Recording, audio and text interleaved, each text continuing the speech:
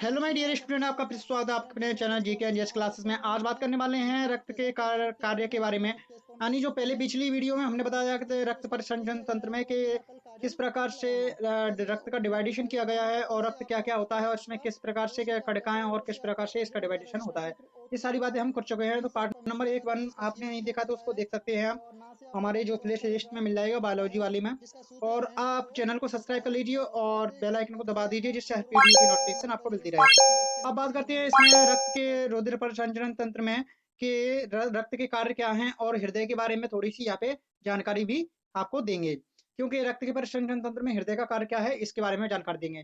ठीक है, like class के तरफ बढ़ते हैं। तो आपका दिया है रक्त के कार्य दिए हैं। रक्त के कार्य में आपका दिया है रक्त का कार्य। रक्त क्या कार्य करता है? तो रक्त शरीर का रुधिर होता है शरीर में ऑक्सीजन का परिवहन करता है। ऑक्सीजन का परिवहन भी करता है और CO2 का भी परिवहन करता है। इसका ये मुख्य भूमिका होती है कि जो हम सांस लेते हैं वो क्या है, इसका परिवहन करता है। आगे बात करते हैं अगले पॉइंट के बारे में। शरीर का जो तापक्रम होता है उसको भी नियंत्रित कौन करता है? तो रक्त ही करता है, क्योंकि रक्त जब इसमें जल और काफी अपने जो अवशेष तत्व होते हैं उनको लेके ब्रेक में पहुंचता है, तो वहां पे इसका नियंत्रण किया जाता है। ठीक है, आगे बात करते हैं अगले क्वेश्चन, अगले टॉपिक, अगले पॉइंट के बारे में।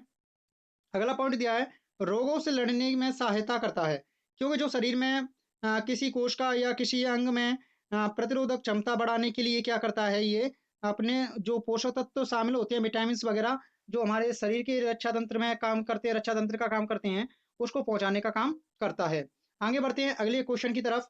जो अपना अगला पॉइंट है कि CO2 और O2 जो बचा हुआ भोजन होता है उसमें उत्सर्जी, और जो बचा हुआ भोजन होता है उत्सर्जी पदार्थ और हार्मोन्स का संवहन करना इसका मुख्य कार्य होता है। यानी CO2 और O2 का परिवहन भी करता है, और जो बचा हुआ भोजन होता है उसका उसको निकालने में भी सहायता प्रदान करता है। उसके लिए हार्मोन वगैरह ये संवहन करता है उन अंगों के लिए। ठीक है, गुर्दे वगैरह के लिए, इनके लिए ये अपना उस तत्वों को ले जाता है, और जिससे क्या है हार्मोन से अपना उत्सर्जी जो पदार्थ होते हैं वो निकलते हैं बाहर। ठीक है, कुछ पदार्थ अपने उत्सर्जी पदार्थ जैसे आपके जो लवण होते हैं वो पसीने के रूप में भी बाहर निकलते हैं। अब बात करते हैं अगले जो टॉपिक है इसमें, जो टॉपिक चैप्टर में जो टॉपिक है हृदय। हृदय के बारे में भी थोड़ी थोड़ी जानकारी यहाँ पे इकट्ठा हम करेंगे। तो हृदय के बारे में आपका क्या दिया है कि जो हृदय की जो संरचना होती है वो क्या होती है, एक मांसपेशी या अंग है। कैसा है? ये मांसपेशियों का बना हुआ एक अंग होता है। ये हृदय एक मांसपेशियों का बना हुआ एक अंग है जो रुधिर परिसंचरण तंत्र के लिए पंपिंग का कार्य करता है। जैसे हम किसी खेत को भराने के लिए जल पहुंचाने के लिए पंप लगाते हैं खेत में या मोटर वगैरह लगाते हैं, उसी प्रकार का कार्य क्या करता है हमारे शरीर में? तो हृदय करता है। ठीक है, आगे बढ़ते हैं अगले पॉइंट की तरफ। जो मनुष्य के कार्य करता है, और क्या दिया है इसमें कि मनुष्य का हृदय 4 कोष्ठीय होता है। जो स्तनपायी जीव होते हैं उनका हृदय कितना होता है? 4 कोष्ठीय होता है। सभी जो स्तनपायी जीव होते हैं उनका हृदय क्या है, जो जिनके स्तन पाए जाते हैं उनका जो हृदय होता है 4 कोष्ठीय होता है, जिसमें जो आलिंद होते हैं और 2 निलय होते हैं। ठीक है, तो ये इसके बालों के द्वारा अपने जुड़े रहते हैं, जिसमें अभी अगले चित्र में हम बताएंगे कि किस प्रकार जो चित्र दिया गया है उसमें भी आपको समझाएंगे कि किस तरीके से आनंद और निलय होती हैं। ठीक है, तो 4 कोष्ठीय होता है। जो स्तन होते हैं और स्तन प्राणी होते हैं उनमें 4 कोष्ठीय होता है। और जो आपके उभयचर होते हैं, जैसे जो जल में रहते हैं और थल पे भी रहते हैं, उसको उभयचर बोलते हैं और उभयचर वर्ग में रखा जाता है। जो उभयचर वर्ग में रखा जाता है उनके जो हृदय में कोष्ठ होते हैं वो 3 कोष्ठ होते हैं। कितने कोष्ठ होते हैं? 3 कोष्ठ होते हैं। ठीक है, अब बात करते हैं अगले क्वेश्चन के बारे में। अगला क्वेश्चन आपका मतलब पॉइंट दिया है, अगला जो पॉइंट दिया आपका अगला पॉइंट में दिया है कि जो हृदय का आकार होता है बंद मुट्ठी के समान होता है। कैसा होता है? बंद मुट्ठी के समान होता है। जैसे हम बंद मुट्ठी रखते हैं उसका होता है, जो बंद मुट्ठी को करेंगे हम तो उसका जो आकार दिखाई देगा वो अपने हृदय के समान दिखाई देगा। ठीक है, और ये इसका आकार जो होता है वो शंकु आकार होता है। शंकु आकार तो जानते हैं, नीचे नुकीली सी टाइप में होता है, ऊपर के लिए ये थोड़ा चौड़ा होता है, नीचे के लिए ये सकरा होता है। ठीक है, तो अब आगे बात करते हैं अगले पॉइंट के बारे में। तो ये सारे आपको समझ में तो आ रहे होंगे, लेकिन अगर हमारी कुछ स्पीड ज़्यादा लग रही हो, स्पीड वैसे ज़्यादा नहीं है, स्पीड ज़्यादा लग रही हो तो उसके आप पुश करके आप इसको नोट भी कर सकते हैं। और इन पीडीएफ को पाने के लिए आप हमारे टेलीग्राम चैनल को भी ज्वाइन कर सकते हैं। ठीक है, अब बात करते हैं अगले पॉइंट के बारे में। अगला पॉइंट दिया है आपका, हृदय के चारों ओर आवरण हृदय जो होता है उसे हम हृदय आवरण कहते हैं। जो आवरण होता है मांसपेशियों का, और जो मांसपेशियों का आवरण बना होता है उसे हृदय आवरण कहते हैं। और इसको हम पेरियोकार्डियम कहते हैं।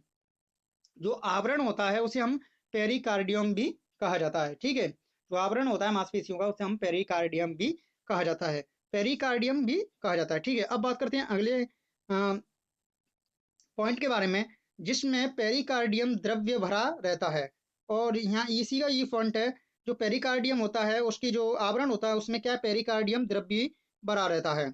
जो हृदय की बाहरी आघात, जो मतलब थोड़ी सी मतलब कोई हिक में हमारे में, मतलब जो सीने में हमारे में कोई मुक्का मारे, तो उनसे रक्षा करने के लिए क्या है, ये इसका सुरक्षा करता है। ठीक है, आगे बढ़ते हैं अगले क्वेश्चन की तरफ। अगला अगला क्वेश्चन या पॉइंट कह लीजिए, आप कुछ भी कह लीजिए, कोई दिक्कत नहीं है, लेकिन हमें समझ में आना चाहिए बस है क्या चीज़। ठीक है, तो ये पर्दे का अध्ययन, जो पर्दे होते हैं उसके जो पर्दे होते हैं अध्ययन, जो सॉरी, इसमें पर्दे नहीं है, इसमें क्या है, हृदय है। यहाँ पे टाइपिंग गलत हो गई है। हृदय का जो अध्ययन किया जाता है उसे हम कार्डियोलॉजी कहते हैं। क्या कहते हैं, हम हृदय के जो अध्ययन किया जाता है उसे हम कार्डियोलॉजी कहते हैं। ठीक है, कार्डियोलॉजी कहते हैं। और जो इसके टेस्ट वगैरह की जाते हैं उसे कार्डियोग्राफी के द्वारा किया जाता है। तो कार्डियोलॉजी में हम हृदय का अध्ययन करते हैं। अब बात कर लेते हैं हृदय के वजन के बारे में। जो हृदय का वजन होता है वो किस प्रकार से कितना होता है, तो इसके बारे में हम बात कर लेते हैं। जो हृदय का वजन होता है, तो जो नर होते हैं उनमें तो 300 ग्राम का या 350 ग्राम के समथिंग होता है। ठीक है, तो क्वेश्चन अगर 350 ग्राम आता है तो आप 350 ग्राम लगाएंगे, और 300 ग्राम आता है तो 300 ग्राम लगाएंगे, क्योंकि ज्यादातर क्वेश्चन जो मान्य किए गए हैं, आंसर मान किए गए हैं, वो 300 ग्राम का मान्य किया गया है। ठीक है, और जो मादा में होता है 280 ग्राम का होता है। कितना होता है, 280 ग्राम का होता है। कितना होता है, 280 ग्राम का। अगर मादाओं में भी पूछा जाए तो आप 300 ग्राम ही लगाओगे। ठीक है, अगर 300 ग्राम ऑप्शन दिया है और 280 ग्राम ऑप्शन दिया है पर्टिकुलर, तो आप पर्टिकुलर आंसर 280 ग्राम लगाओगे। ठीक है, जो मादा में होता है तो 280 ग्राम होता है, नर में कितना होता है, 300 ग्राम का इसका भार होता है। ठीक है, अब बात कर लेते हैं कुछ क्षेत्र के बारे में, कुछ क्षेत्र से भी हम समझ लेते हैं, क्यों जितना हमें इस चित्र से समझ में आता है तो उतना तो किसी भी चीज से नहीं आता है। तो इससे बात कर लेते हैं। तो आपको जो दिखाई दे रहा होगा, आपको जो दिखाई दे रहा है कि महाधमनी, जो महाधमनी दिखाई दे रही है, ये शरीर का, जो शरीर में फेंकने का कार्य करती है, जो शरीर से जुड़ी होती है और शरीर में रक्त को फेंकने का कार्य करती है। और एक महाधमनी होती है जो ऊपरी भाग से जुड़ी रहती है, जो ऊपरी भाग से जुड़ी रहती है, जैसे हमारा जो धड़ होता है, जैसे मस्तिष्क है और अपने हाथ वगैरह, इससे जुड़ी रहती है ये महाधमनी। और ये क्या करती है, हमारे अशुद्ध रक्त को लाने का कार्य करती है। आप देख रहे होंगे जो अशुद्ध रक्त इस प्रकार से आ रहा है, इस अशुद्ध रक्त यहाँ से ये आ रहा है और इसमें माँ धमनी लाने का कार्य करती है। कौन से आलंदे में, तो दाएं आलंदे में। कौन सी में, दाएं आलंदे में ये लाती है और दाएं निलय में इसको छोड़ देती है।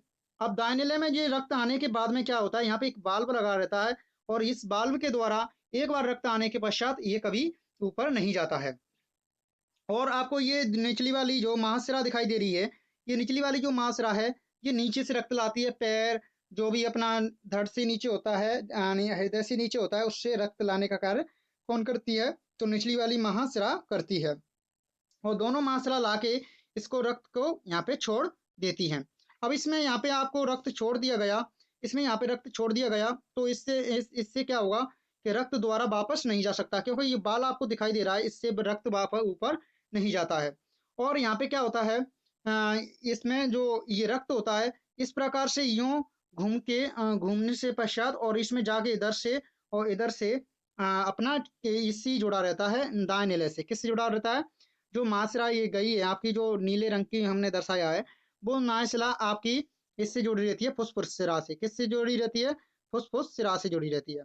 फुसफुस सिरा हमारी यहाँ पे आती है और ये क्या होती है, फुसफुस सिरा, जो फुसफुस सिरा आने के बाद में ये आपको यहाँ पे इसमें रक्त छोड़ देती है, यानी बाएं आलिंदे में रक्त को छोड़ देती है। और बाएं आलिंदे में जब रक्त आता है तो इसमें ऑक्सीजन भी मिल जाता है। क्या होता है, यहाँ पे बाएं आलिंदे में ऑक्सीजन भी मिल जाता है। और जब बाएं आलिंदे में आने के पश्चात जो बाएं निलय में गिरता है, तो यहाँ पे फिर से एक वाल लगा रहता है, जिससे क्या होता है, यहाँ पे एक फिर से वाल लगा रहता है और इससे अगर ये पंपिंग करता है तो रक्त ऊपर के लिए नहीं जाता है। और जब यहाँ पे ये वाल लग जाएगा, तो जब ये पंपिंग करेगा नीचे से, पंपिंग करेगा, तो दबाव डालेगा तो यहाँ से ये वाल्व के द्वारा ऊपर चला जाएगा। और यहाँ पे भी क्या होता है, वाल्व लगा रहता है जिसके द्वारा ये रक्त द्वारा से अगर नीचे के लिए आता है अपना जो सिरा ये वाला, ये सिरा नीचे के लिए आता है तो फिर से दोबारा से रक्त लौट के नहीं आता है। और इसके द्वारा ये पंपिंग करने के द्वारा ये प्रेशर से हमारे पूरे शरीर में पहुंच जाता है, पूरे शरीर में पहुंच जाता है। ठीक है, तो इस प्रकार से हृदय का कार्य रहता है। और इसको हम विभाजिका भी बोलते हैं। क्या है ये विभाजिका, डिवाइडेशन किया गया है दाएं निलय और बाएं आलिंदय का, मतलब दाएं और पार्ट और बाएं पार्ट का ये क्या करती है, डिवाइडेशन करती है। इसको हम क्या कहते हैं, इसको हम विभाजिका कहते हैं। ठीक है, और आपको पता है जो ये फुसफुस सिरा है, क्या है, फुसफुस सिरा। वैसे आपको पता है सभी सिराओं में क्या है, अशुद्ध रक्त बहता है। सभी सिराओं में क्या है, अशुद्ध रक्त बहता है। लेकिन जो अपनी जो फुसफुस सिरा होती है, जो फुसफुस सिरा ये होती है उसमें क्या है, शुद्ध रक्त बहता है। वो जो सॉरी फुसफुस सिरा रहती है, जो फुसफुस सिरा है आपकी ये वाली, उसमें क्या है, शुद्ध रक्त बहता है। क्या बहता है, शुद्ध रक्त बहता है। यानी ये फेफड़ों के जरिए जाती है, फेफड़ों में।